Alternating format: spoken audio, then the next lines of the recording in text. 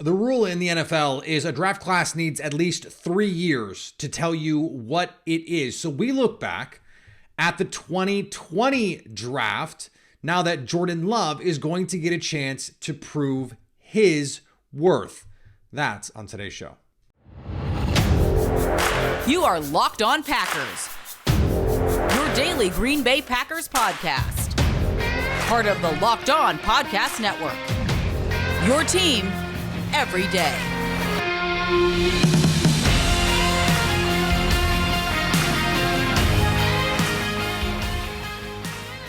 You are Locked On Packers, part of the Locked On Podcast Network, your team every day. I'm Peter Bukowski, and I cover the Packers for The Leap, a newsletter I would love for you to subscribe to. Follow me on Twitter, Peter_Bukowski. Follow the podcast on Twitter, Locked On Packers. Like us on Facebook. Subscribe to the podcast, iTunes, Spotify, Google Podcasts.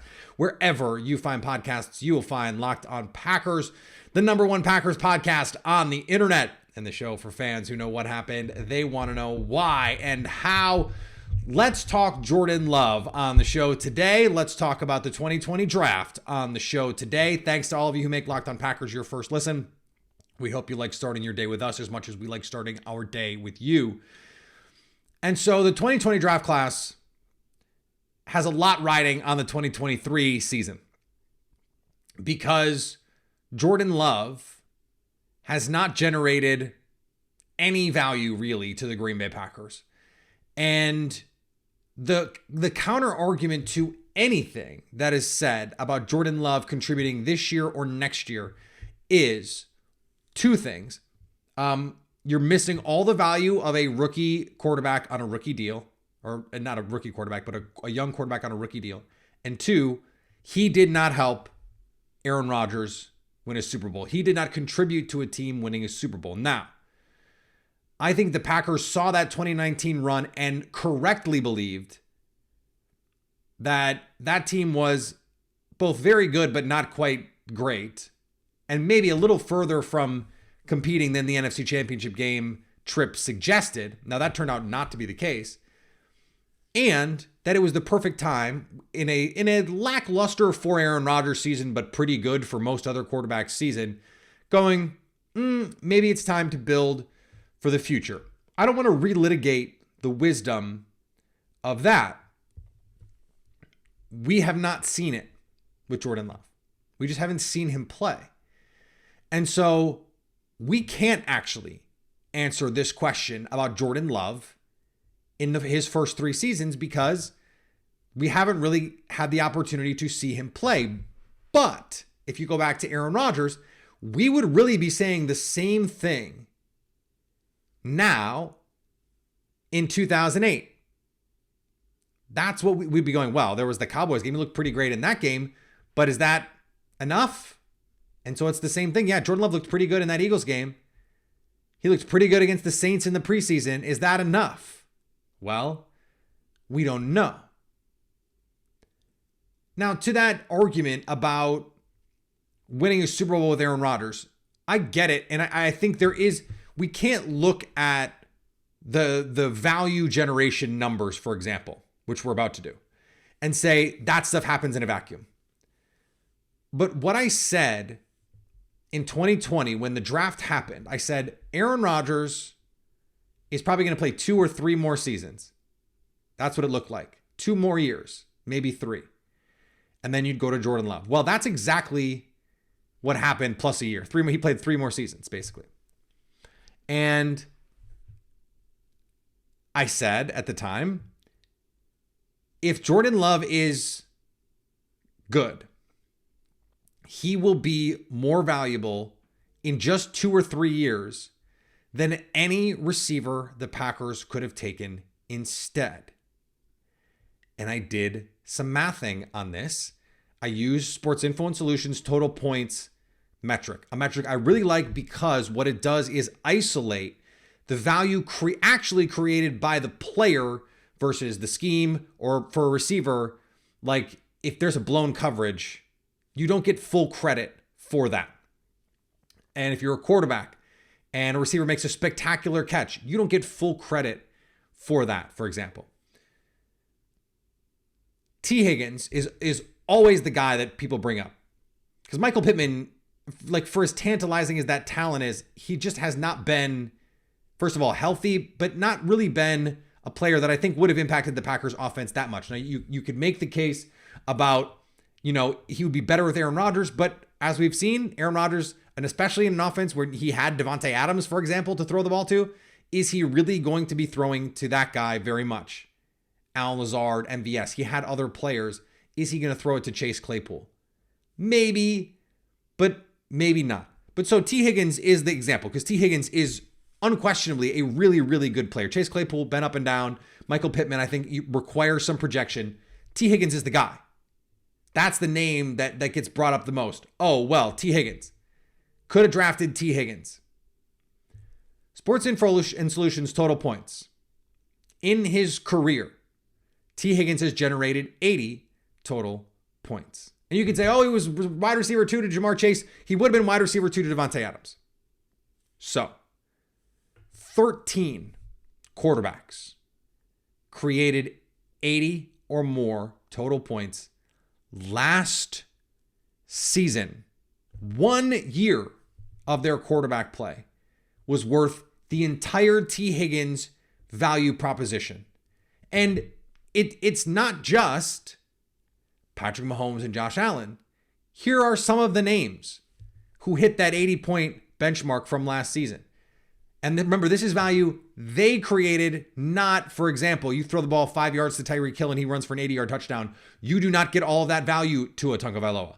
But Tua on this list, Geno Smith on this list, Daniel Jones on this list, Andy Dalton on this list, Jacoby Brissett, who played a little over half a season, is just off this list. Quarterback is that valuable.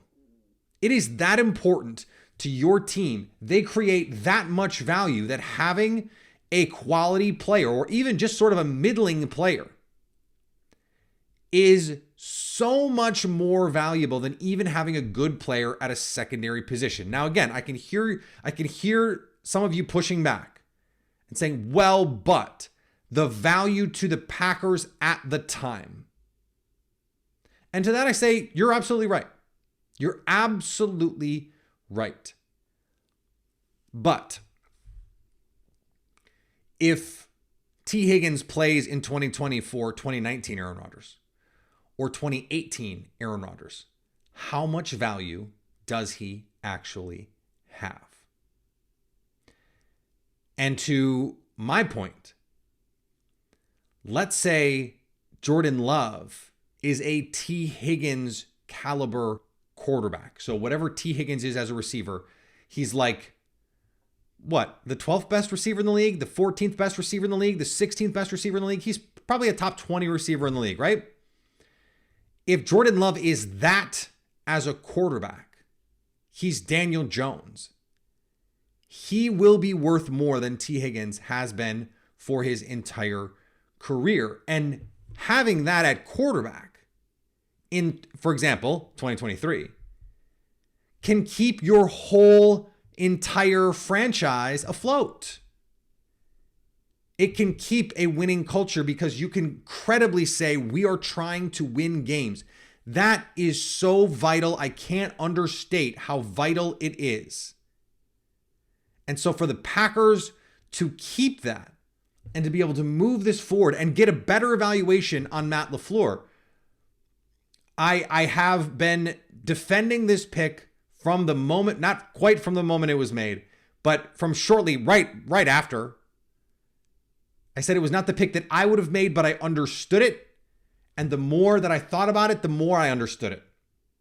Not because I was trying to understand it, but because I got really excited about the talent. I retweeted a Dan Orlovsky clip that Cheesehead TV put out from around the draft in 2020, when Dan Orlovsky said Jordan Love is the most natural thrower in the class. He makes the most wow plays.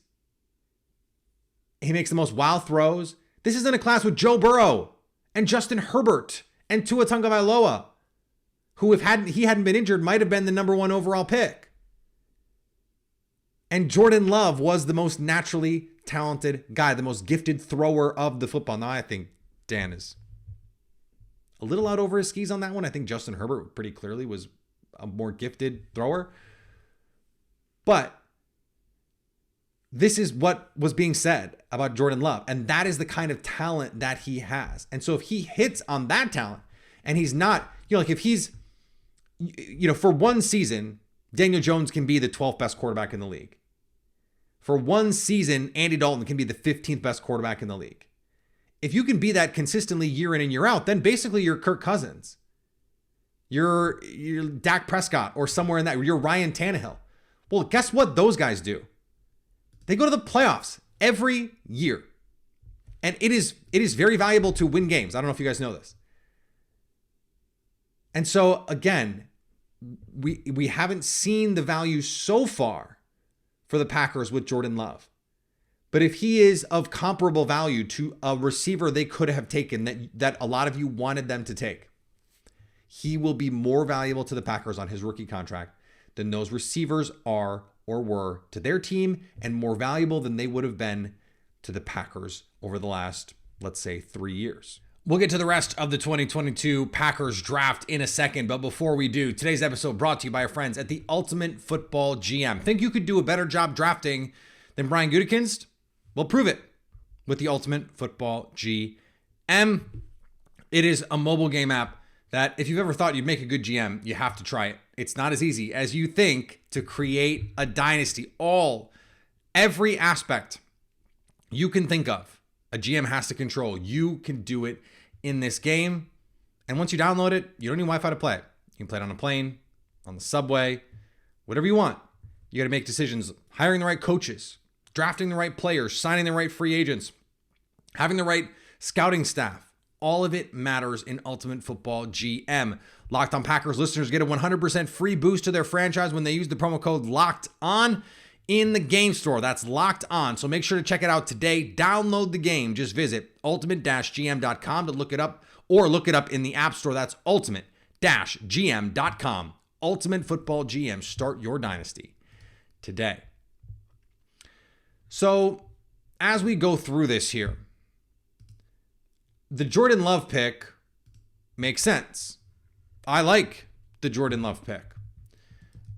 The A.J. Dillon pick is where things start to get a little weird for the Packers. Now, A.J. Dillon is a really good football player.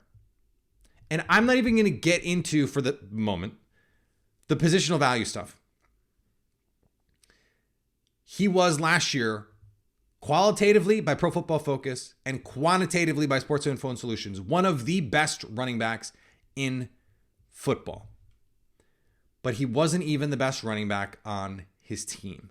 What doesn't make sense to me, just again, forget positional value of running backs for a second and just think, okay, they allocated high-end draft capital to a player who is good and still gave Aaron Jones a near top of market running back contract, just for a position where you can only have one on the field at a time. Now you can rotate them, but you can only have one on the field at a time. It is not like receiver where you can play three at once.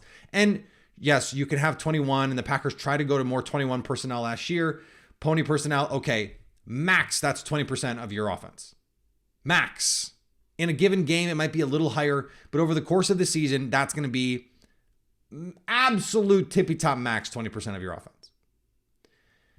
Unless you're a team like the 49ers where you're splitting out Christian McCaffrey and he's actually like a receiver for you too. And that's not what A.J. Dillon is, and it's not really what Aaron Jones is. So just from an allocation of resources standpoint, this didn't make a ton of sense. Now the Packers hadn't given up that deal yet. They were a year away from it, knowing that they probably couldn't keep Jamal Williams and Aaron Jones. They value the position. Matt LaFleur wants, if not three, at least two really good running backs. And so I get it. Again, we're not even to the positional value part of this. Just from a draft history part of this, Jamal Williams was a 4th round pick. Aaron Jones was a 5th round pick. You don't need to use high-level draft capital on running backs. You just don't. Running backs grow on trees. So again, yes, they are less valuable than other positions. But one of the reasons why they are less valuable than other positions is precisely because you can find them anywhere in the draft. Day 3, Elijah Mitchell, really good player. Late day 3.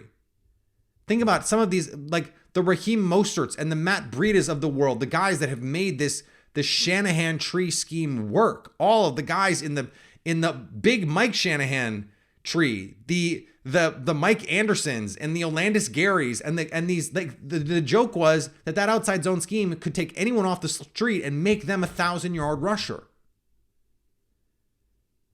And so again, AJ Dillon, really good football player. Really good. But the way that you allocated your resources just doesn't make sense. And, you could have had Jeremy Chin at 62. You could have had Julian Okwara at 67, who's not as good a player as AJ Dillon, but who is a pass rusher. So, it's not as much about who they passed on, because I don't think the guys that they passed on, with the exception of Jeremy Chin, who I absolutely loved and who played a need position for them at the time because they wanted to play so much dime. They really did need a third safety. It would have made so much more sense to have that third safety and some Adrian Amos insurance. He was going into year 2 of that contract. He played really well in 2019, but you just never know. Like, I'm not going to kill them because they didn't draft Julian Blackmon or some of these other guys. And if you look at that draft, like the guys who went after that, it's kind of rough. Like Willie Gay, Ashton Davis, Damian Lewis, Brandon Jones, Josh Jones, Devon Hamilton, Zach Bond, Keyshawn Vaughn, Michael Ojemudia, Matt Hennessy, Lynn Bowden, Brian Edwards, Neville Gallimore. Like, these are not good players. So it's not even like a Jay Sternberger situation where they took a guy and you could have had Terry McLaurin. Like, that's not quite what this was. It was just not quite the allocation of resources that made the most sense in the moment. Now, the same is true to a lesser degree with Josiah DeGuara, because the Jay Sternberger experience, was a roller coaster at the time. They liked some of the flashes, but he couldn't stay on the field. There were issues with the health and so on. And ultimately, they part ways with him. But they said they wanted to line him up all over the place. You go back and watch the early usage. He was going to have a real part of this offense right away. H-back, fullback, tight end, all over the offense. Never got on the same page with Aaron Rodgers and never got out of the Aaron Rodgers doghouse. Now, that is partially on Josiah DeGuara. It's partially on the team because he was very clearly a player that could have helped them. Now, it's also not the team's fault that he tore his ACL and lost all that developmental time. But when you can't get on the field over, Tyler Davis, when you can't get on the field over Big Bob Tunyon, who the Packers were, basically not playing on early downs as a run blocker because he just can't do it. You can't get on the field over, the offensive, the 6th offensive lineman that is Mercedes Lewis, who, by the way, everyone loves Big Dog. Not a shot at Big Dog. It's incredible what he's able to do as a blocker, but he has done almost nothing for you in the passing game. And DeGuara has not been able to get on the field in those situations. Now, look at the players drafted right after. It's not anyone that you're going to be that upset about. Lucas Niang, Jacob Phillips, Malik Harrison, Matt Pert, Tanner Muse, Dalton Keene, Dalvin Taylor, Terrell Burgess, Adam Troutman, Tyree Phillips. Alex Highsmith is a nice player for the Pittsburgh Steelers. Really good player. But you're not going to die over that one. Akeem Davis Gaither, Sadiq Charles, John Simpson, Darnay Holmes, Solomon Kinley, Joshua Kelly, Troy Pride. Like, these are not like, they didn't make some big mistake. Now, they could have had Albert O, who from a physical standpoint matches what they tend to like athletically in general. Now at tight end, they get a little weird about it. But Albert O, not a blocker, really, and has never really come into what you thought the physical traits told you he had a chance to be. Now, Gabe Davis, You could make the case that that would have been a better pick. But they just didn't feel like those guys could move the needle more than the interior development. That was the case.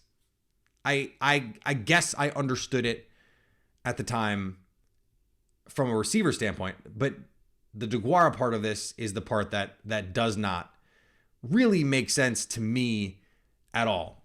We're going to get to the rest of the 2020 NFL Draft, but before we do, today's episode brought to you by FanDuel. The NBA playoffs are almost here, and now is the perfect time to download FanDuel, America's #1 sportsbook, because new customers get a no-sweat first bet up to $1,000. That's bonus bets back if your first bet doesn't win. Just download the FanDuel Sportsbook app. It's safe, secure, and super easy to use.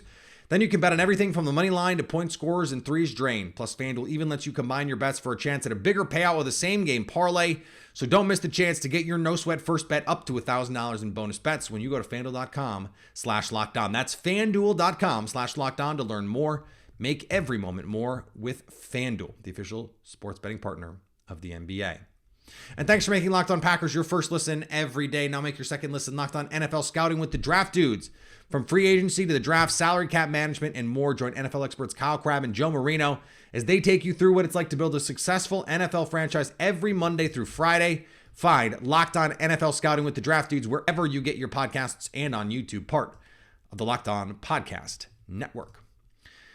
So the rest of the 2020 draft is where you actually start to go, okay, this makes some sense. Kamal Martin was a linebacker that Packers were excited about. He had one good game, and they needed the help at linebacker. This was a worthy swing. Now, we do, I think, before we get there, the fourth round pick that the Packers didn't take was 136. That was the pick they used to move up for Jordan Love, and that was used on Bryson Hopkins, a tight end who has not been able to do much. Now, they could have taken L'Jarius Sneed there, who it turns out is a good player. They could have taken Tyler Biadasz there, although there were some extenuating circumstances in that situation. And they had the best center in the league, or one of them at the time. So, to go up and get Jordan Love, this is all tied into the Love part of this. If Love is good, it doesn't matter. Kamal Martin, they could have had KJ Osborne the very next pick, and he's turned into a nice player for the Vikings. Like, maybe that would have been nice to have, but I think trying to take a shot here on a player with some athletic gifts, I can't kill the Packers for that one. It didn't work out, though. Just objectively, it didn't work out. And there is kind of a startling number of players from this draft that are just non-entities in the NFL. Just like not even around. Not just the Packers, in general. It's like I'm looking around at this draft and I'm like, is that person even on a roster? Is that person even in the NFL anymore? It was a weird draft. Really good receiver draft at the top, and the rest of the draft kind of garbage. 6th round, John Runyon Jr. This is, I think, other than the Jordan Love pick, because we don't know yet, this was the best pick of the draft. 6th round, to get him at 192. And arguably, if Jordan Love turns out to be bad, which I don't think is going to happen, but arguably the only good pick in this draft. I mean, really. You could make the case as the only good pick in the draft, given the value to get a starting caliber guard. And I don't, he is a high level pass protector and a below average run blocker, which puts him in the sort of average to slightly above average at guard conversation. And so, to get him in the 6th round, that's a really nice thing. That's a really good for your development. And he has been very valuable. He was a very valuable backup player before he became a valuable starting player. So this is a good pick. This is just a good pick. And that doesn't mean that John Runyon Jr. is, an all-pro. This is really good value to get him here. 208, Packers, you get Jake Hansen. I don't think Jake Hansen's an NFL player. I didn't understand the obsession with him last year. I didn't understand why they played him over Zach Tom. I didn't understand any of it, but he got an extension. He's still on this team. To get a guy like that who's a rosterable offensive lineman, I guess that's what he is. In the 6th round, that's useful. Simon Stepanek, out of the NFL. Vernon Scott, not on the team. Jonathan Garvin at 242, that would be the other guy that you go, okay, one of the best picks in this draft for the Packers. He's a rotational NFL player at a premium position. At pick 242, that is way more than you are generally getting out of a spot like that. So that's a good pick. Is he a good player? No. But can he be edge 4, edge 5 and give you special teams value? Yeah. At pick 242, that's good. But when that's what we're talking about, if it's like Jordan Love and then like John Runyon Jr. and Jonathan Garvin, and those are your quote unquote good picks in the draft, you have a problem. And that's with A.J. Dillon being a good player, but then it's a matter of value. I don't know if that was a good value there. And I'm going to get pushback from people who go, well, but good players are good players. And it's like, yeah, to a point. Like, I want good football players for sure. The goal is to always have good football players, but I need to maximize value, and I need to do it in a way that is consistent with the way that you tend to maximize value in the draft. So from a process standpoint, just not a great running back pick. Now, Chris Barnes, undrafted free agent, rotational linebacker for the Packers. He started 10 games as a rookie. That's useful. Patrick Taylor, backup running back. He's been kind of a useful player. There's some decent guys in this undrafted free agent crop. Marquez Callaway at the Saints, Pro Bowler Tyler Huntley on this list.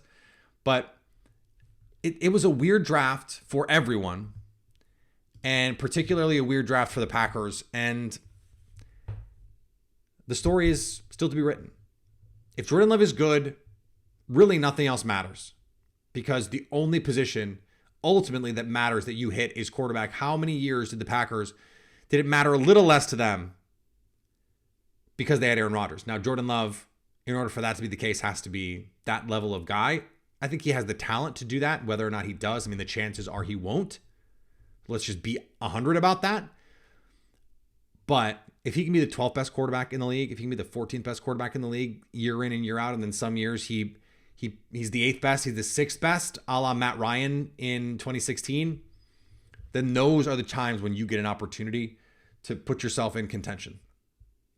But you can't miss on the rest of a draft. And the 2018 draft has some similar vibes. Like, Jay Alexander's a really good player. You got that future first round pick. That's great.